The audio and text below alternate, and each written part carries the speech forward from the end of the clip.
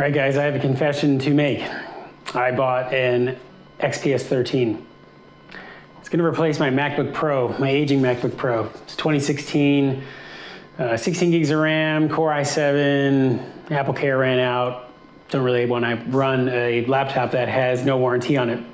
So I wanted something that was fast, that looked good, that had a great keyboard, excellent reviews, metal construction, fancy, looks good, feels good, runs good. I don't know.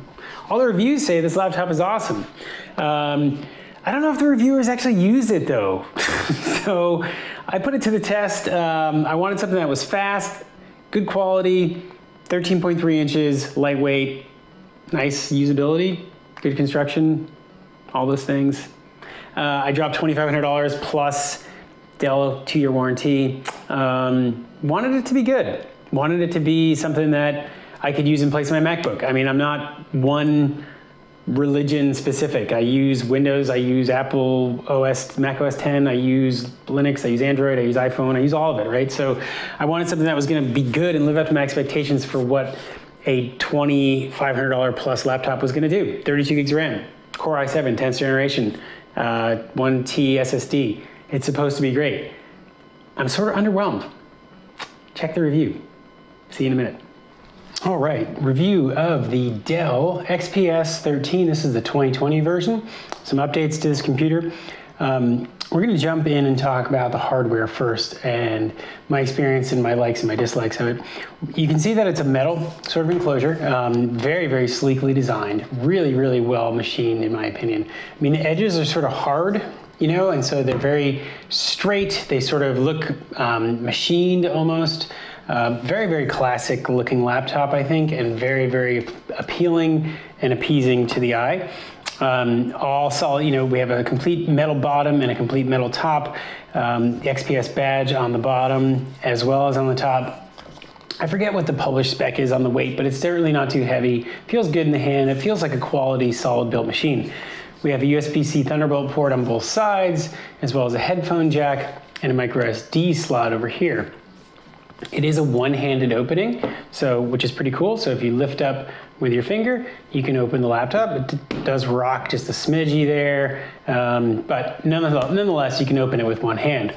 There is a LED light down at the bottom here, which is cool. So when you plug it in to charge, you can tell it's actually plugged in and charging, which makes for a nice feature. One thing I do sort of like about the build is that even though it's sort of metal like a MacBook, it's not really a clone of the MacBook. You know, some of the other companies like Huawei tend to produce things that are clones of the Apple laptops, and this is definitely a unique machine on its own right. If we open the laptop, you can see I have the black version.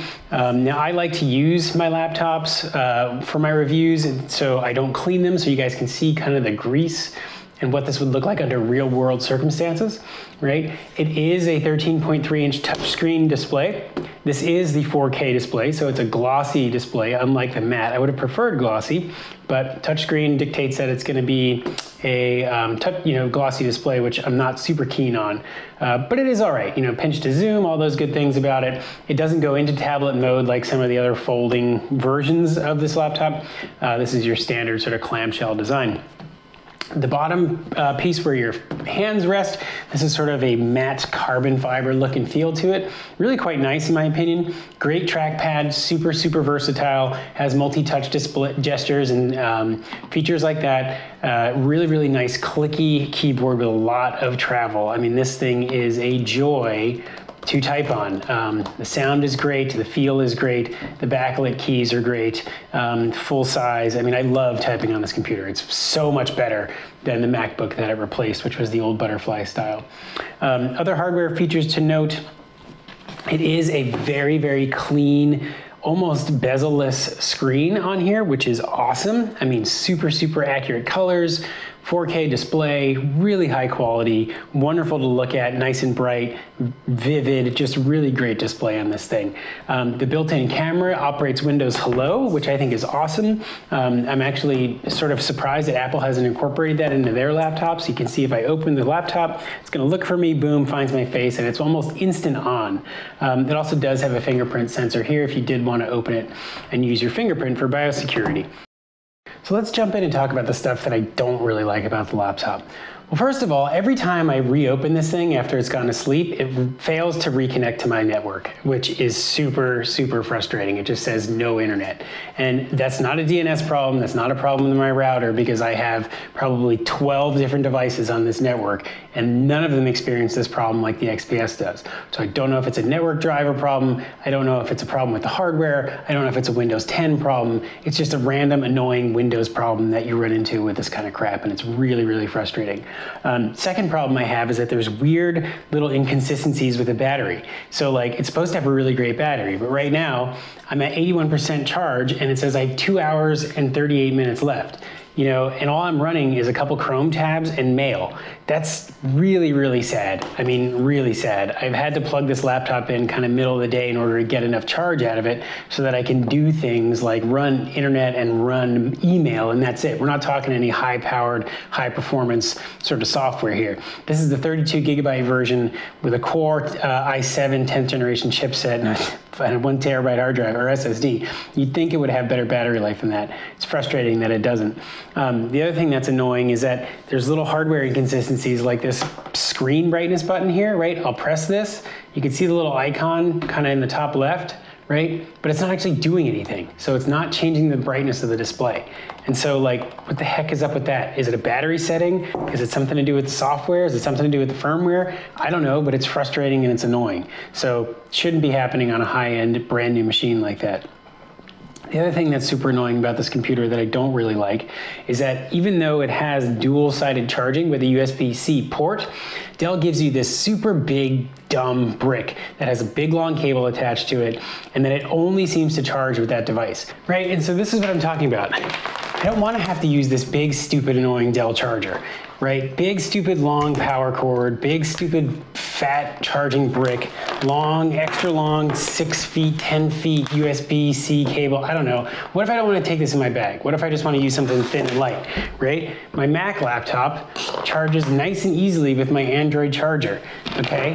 Why can't the Dell do that instead of having to use this? It's just annoying and stupid and shouldn't really be this way in the 21st century. So despite all these annoyances, I'm sort of torn. You know, the reason why I bought this computer was because I was tired of sort of the Apple lineup, and I was tired that they hadn't changed anything. And so the MacBook Pros and MacBook Airs are kind of the same, you know, over the last few years. I mean, what they do, they added a touch bar that no one uses, and they probably increased the battery life a little bit. But like, most of that stuff no one really seems to care about. I want some new, fresh hardware, and Apple really hasn't done that yet.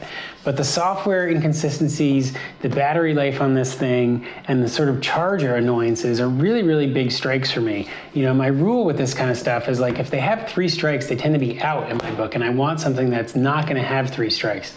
Another big thing that I didn't really mention in the review is that I was printing my, you know, I connected this thing to my wireless network printer. It was a Brother. My Mac laptops have no problem with it.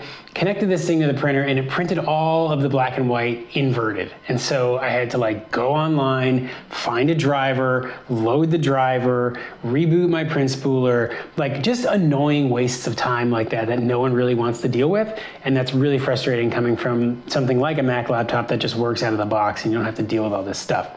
So despite all these little annoyances, I'm really, really pleased with the hardware. And I don't know if my problem really rests in the fact that the Dell is at fault or if Windows is at fault, or maybe it's some combination of the two of them. I can't really say. But the fact that I like the laptop, but that it has 3 strikes means that it's gonna get out of here and I'm gonna have to look for something else. So hope you guys enjoyed this honest review. Don't forget to check out everything else I have on YouTube. Rate, comment, and subscribe. Thanks.